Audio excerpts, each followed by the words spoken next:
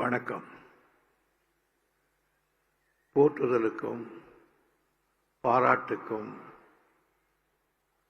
இன்றைய புகழ் மாலைகளை சுமப்பதற்கு உரிய கழகத்தின் தலைவர், தமிழக முதல்வர் நம்முடைய தளபதியார் அவர்களே, அவரை வாழ்த்துவதற்காக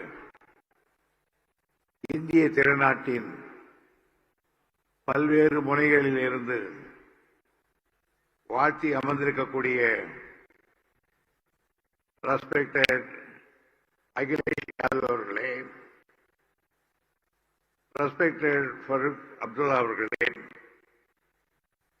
ரெஸ்பெக்டட் ஆல் இண்டியா காங்கிரஸ் தலைவர் மல்லிக் கார்கே அவர்களே, வரவேற்புரையாற்றிய கழக பொருளாளர் டி.ஆர். பால் அவர்களே, இவ்வளவு பெரிய நிகழ்ச்சியை அற்புதமாக நடத்தி நிறைவாக நன்றி உரை ஆற்ற இருக்கின்ற அமைச்சர், தென்சென்னை மாவட்ட கழக செயலாளர் நண்பர் சுப்பிரமணியம் அவர்களே,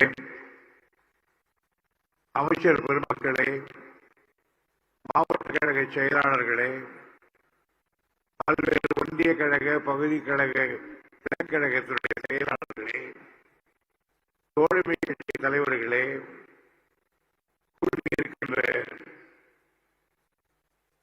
பத்திரிகை நண்பர்களே, அனைவருக்கும் முதற்கனுடைய நன்றி கலந்த வணக்கத்தை தெரிவித்துக் கொள்கிறேன். முதலில் நம்முடைய தலைவர் அவர்கள் 70 ஆண்டுகள் நிறைவாக வாழ்ந்து 71வது ஆண்டிலே அடியெடுத்து வைக்கின்றார். அவர் மேலும் பல்லாண்டு காலம் எல்லா நலனும் பெற்று நமக்கு உடனிருந்து தமிழ்நாட்டுக்கும், தமிழ் மொழிக்கும், தமிழ் இனத்துக்கும் பல்வேறு பணிகளை ஆற்ற வேண்டும் என்று உங்கள் அனைவர் சார்பாக என்னுடைய வாழ்த்தை தெரிவித்துக் கொள்ள கடமைப்பட்டிருக்கிறேன். தலைவர் அவர்கள் நம்முடைய இயக்கத்தினுடைய தலைவராக தேர்ந்தெடுக்கப்பட்ட பிறகு ஆற்றிய தொண்டை நம்முடைய டி.ஆர். பால் அவர்கள் பட்டியலில் போட்டு காட்டினார்கள். திராவிட முன்னேற்ற கழகம் என்பது ஒரு மாபெரும் இயக்கம். கோடிக்கணக்கான மக்களை, உறுப்பினர்களை கொண்டது. ஆயிரக்கணக்கான கிளைக்கழகங்களை கொண்டது. திராவிட முன்னேற்ற கழகம் இல்லாத ஊர் இல்லை என்ற நிலையை கொண்ட கட்சி. அந்த கட்சிக்கு 50 ஆண்டு காலம் தலைமை தாங்கியவர் நம்முடைய தலைவர் கலைஞர் அவர்கள். உலகத்திலேயே எந்த நாட்டிலும் எந்த கட்சிக்கும் ஒரு தலைவர் 50 ஆண்டு காலம் தலைவராக இருந்ததில்லை. உலக வரலாற்றிலே சாதனை அது. அவ்வளவு பெரிய இயக்கத்தை தோளிலே தாங்குகின்ற பொறுப்பை நம்முடைய தளபதி அவர்கள் ஏற்றார்கள். எப்படி நடத்துவாரோ என்று எதிரிகள் நினைத்தார்கள். நடத்துவார் என்ற நம்பிக்கை கட்சி இருந்தது. இந்த இயக்கத்தை கொஞ்சம் கூட சோடை போகாமல் கட்டோடு இந்த இயக்கத்தை அற்புதமாக நடத்தி, கலைஞர் எப்படி நடத்தினாரோ அப்படியே இயக்கத்தை நடத்துகிற ஆற்றலை நம்முடைய தளபதிகள் இன்றைக்கு பெற்றிருக்கிறார்கள். அவர் இன்றைக்கு ஒரு இயக்கத்தின் தலைவர் மட்டுமல்ல. ஒரு பக்கத்தில் இயக்கத்தின் தலைவர், இன்னொரு பக்கத்தில் நாட்டின் தலைவர். ஆட்சியை எப்படி நடத்தியிருக்கிறார் என்று கேட்டால், இந்த ஆட்சியிலேயும் விரும்பிக்கத்தக்க வகையில் இந்த ஆட்சி நடத்தி காட்டியிருக்கிறார்கள். நித்தம் ஒரு புதிய திட்டங்கள், அந்த திட்டங்களை அமல்படுத்துவது, சட்டம் ஒழுங்கை நாட்டிலே சரியாக வைத்திருப்பது, அந்நிய நாட்டு முதலீடுகளை ஈட்டு தொழிலை துவக்குவது, பல்வேறு திட்டங்களை தீட்டுவது மட்டுமல்லாமல்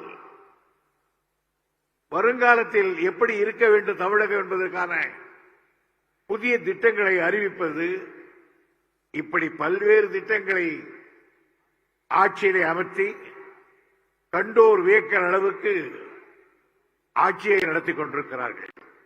ஆட்சியையும் கட்சியையும் ஒரு சேர அவர் ஆற்றுகிற பணி எல்லோரையும் வியக்க வைத்திருக்கிறது. இந்தியாவில் இப்படிப்பட்ட ஒரு மாநிலம் இல்லை என்கிற நிலையை உருவாக்கி இருக்கிறார் நம்முடைய தளபதி அவர்கள். ஆனால் இதோடு தளபதிக்கு பணி தீரவில்லை. இன்றைக்கு அவரை நாடு எதிர்பார்க்கிறது. 2 ஆண்டு காலம் ஆகிறது ஆட்சிக்கு வந்து. ஆனால் அகில இந்தியா அவரை நோக்குகிறது.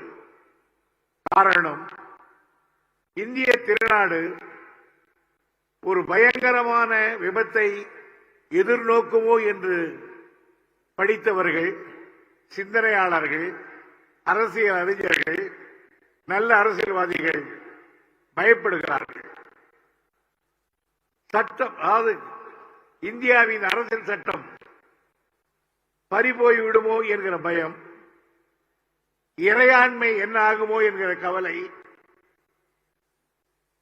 தனிமனித சுதந்திரம் கிடைக்குமோ கிடைக்காதோ என்கிற நிலைமை, மதச்சார்பின்மைக்கு ஆபத்து வந்து விடுமோ என்கிற கவலை, இப்படிப்பட்ட கவலை ஏற்பட்டிருக்கிறது.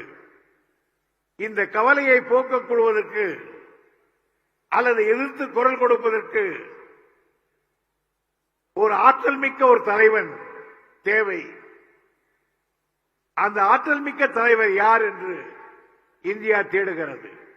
எப்பொழுதெல்லாம் இந்தியாவுக்கு அரசியல் சட்டத்திற்கு, இறையாண்மைக்கு ஆபத்து வருகிறதோ அப்பொழுதெல்லாம் தமிழ்நாடுதான் கை கொடுத்திருக்கிறது. மிசா என்கிற ஒன்று வந்தது, சட்டம் ஒழுங்கை சீரழித்தது, நீதிமன்றம் புறக்கணிக்கப்பட்டது. ஆனால் எல்லா மாநிலங்களும் மிசாவுக்கு தலைவணங்கிவிட்டது.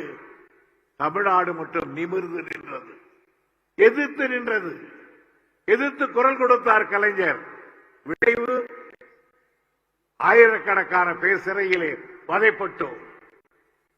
அதிலே வதைப்பட்டது மட்டுமல்ல, சிறைச்சாலையில் அடிபட்டவரும் நம்முடைய முதல்வர், அவரை போன்ற பலர்கள் சிட்டிபாவை அங்கேயே பறிகொடுத்தோம். அதனுடைய விளைவுதான் மீண்டும் மிசாத் வாபஸ் வாங்கப்பட்டது. மறுபடியும் ஜனநாயகம் உயிர் பெற்றதென்றால் அதற்கு முழு காரணம் நம்முடைய தலைவர் கலைஞர் அவர்கள் தான். அன்றைக்கு தலைவர் அவர்களே, அன்றைக்கு உங்கள் தந்தையார் இந்தியாவை ஜனநாயகத்தை காப்பாற்றினார். இன்றைக்கு நீங்கள் காப்பாற்ற வேண்டும் என்று இந்தியா எதிர்பார்க்கிறது. உங்களால் தான் முடியும் என்று பார்க்கிறது. நீங்கள் கலைஞருடைய மகன், உங்களுக்கு அந்த வல்லமை உண்டு, திராணி உண்டு, தைரியம் உண்டு என்று நாடு கருதுகிறது. எனவே நீங்கள் கட்சியை காப்பாற்றி இருக்கிறீர்கள், தமிழ்நாட்டை காப்பாற்றி இருக்கிறீர்கள். இந்தியாவை காப்பாற்ற வேண்டிய பொறுப்பு நம்முடைய தலைவருக்கு வந்திருக்கிறது. அதற்கு அடையாளமாகத்தான் பல திக்கில் வந்திருக்கிறார்கள். இன்றைக்கு 3 பேர் 4 பேர் வந்திருக்கலாம். எழுதி வைத்துக் கொள்ளுங்கள். ஒரு காலத்தில் யார் இந்தியாவினுடைய ஜனாதிபதியாக வருவது என்பதற்கு இந்திரா காந்தி சொன்னார், எனக்கு தெரியாது, கருணாநிதியை கேளுங்கள் என்று. இந்திய நாட்டுடைய ஜனாதிபதி யார் என்பதை கோபாலபுரத்தில் இருந்துதான் கலைஞர் பிவி கிரியை அறிவித்தார். ஒரு மாநில முதல்வர் இந்தியாவின் ஜனாதிபதி அறிவித்தார். தளபதி அவர்களே, என்னுடைய அனுபவத்தை வைத்து சொல்லுகிறேன், எனக்கு இருக்கிற அரசியல் தெளிவை சொல்லுகிறேன். இந்திய நாடு ஒரு நாள் இந்த கோபாலபுரத்து வீதியை வீட்டுக்குள் நுழைந்து அதே உங்களை பார்த்து நீங்கள் தான் இந்தியாவுக்கு தலைமை தாங்க வேண்டும் என்கிற காலம் ஒன்று வரும் வரும் வரும் என்று கூறி வாய்ப்புக்கு நன்றி தெரிவித்து விடைபெறுகிறேன். நன்றி, வணக்கம்.